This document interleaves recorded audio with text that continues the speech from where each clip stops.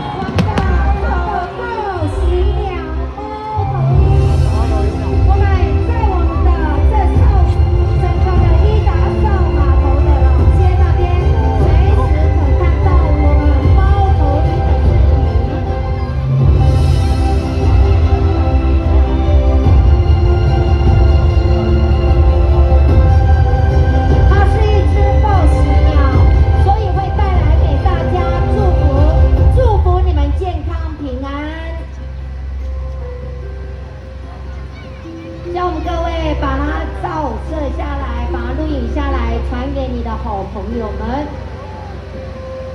再来看要变化成什么咯？擦亮你的眼睛，好好观赏。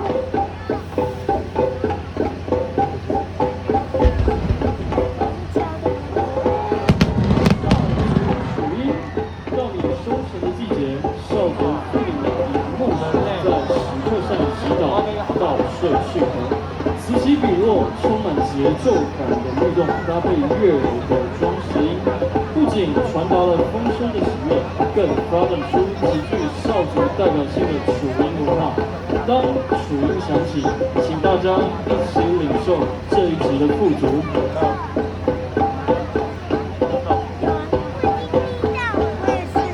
栩栩如生啊，就在捣米一样，咚咚咚咚。来，注意看喽，在变化，变化，我变，我变，我变，变什么呢？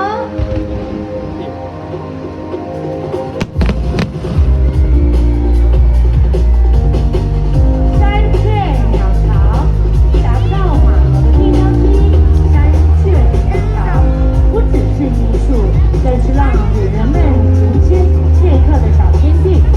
艺术家透过木板与绳索的雕塑结合，展现日月潭常见的新北山雀巢屋的理想。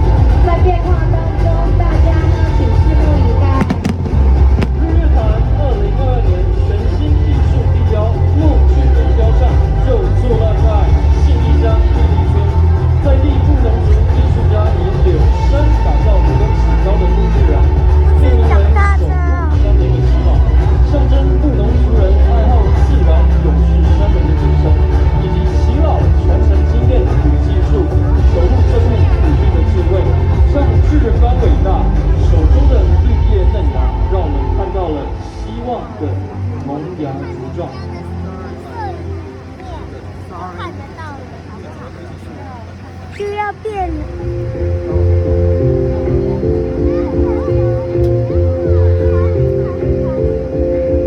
好，我们再静静的看一下，我们的夜空上面要变成什么？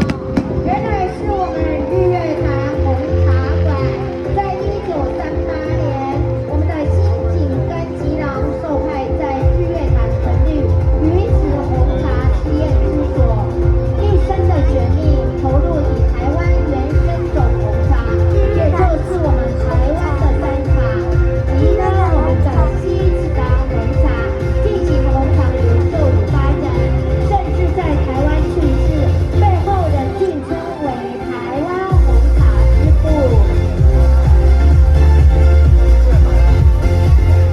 要变了。来，静心期待我们的夜空变化，我们的烟火还要变出什么样的图形？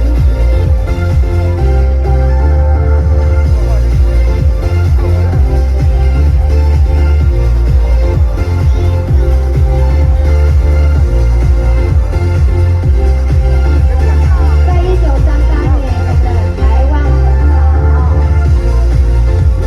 也希望我们的游客都可以购买来品尝看看。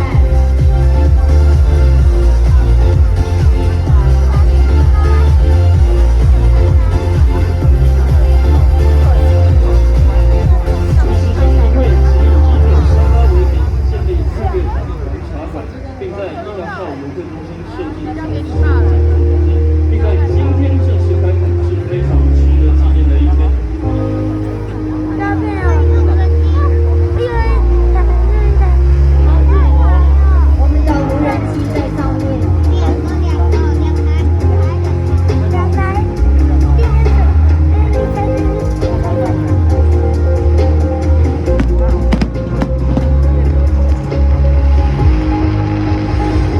第二个展现的图案是拉鲁岛俯瞰图。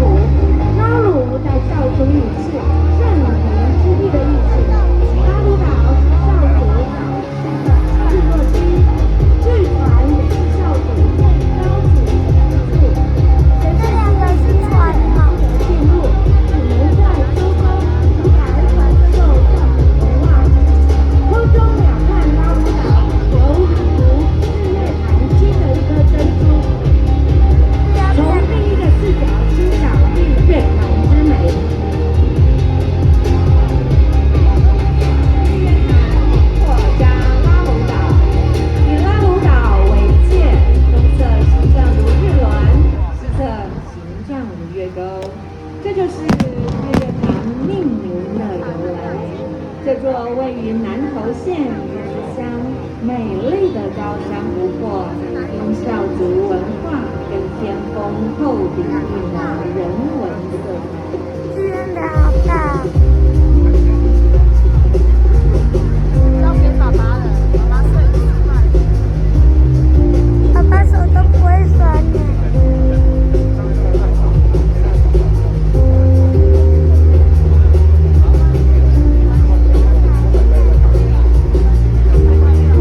要变了。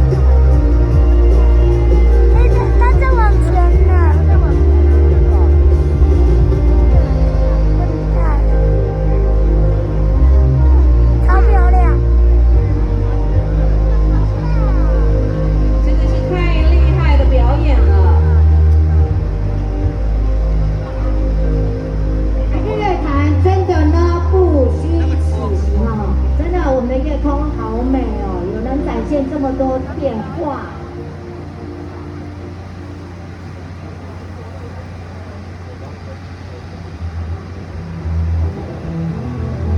紧接着要出现的图案是日管处 logo， 这是我们熟悉的日月潭国家风景管理处的 logo， 一笔一画，日月潭3个字，就像在诉说日管处陈立良一步一脚印努力的历程。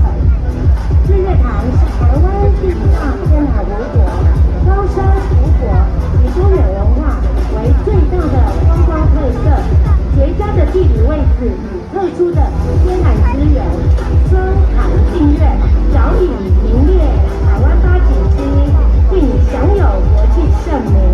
虽然民国28年921大地震对日月潭造成冲击与影响，但是日管处负重任，推动在地观光与产业发展，让日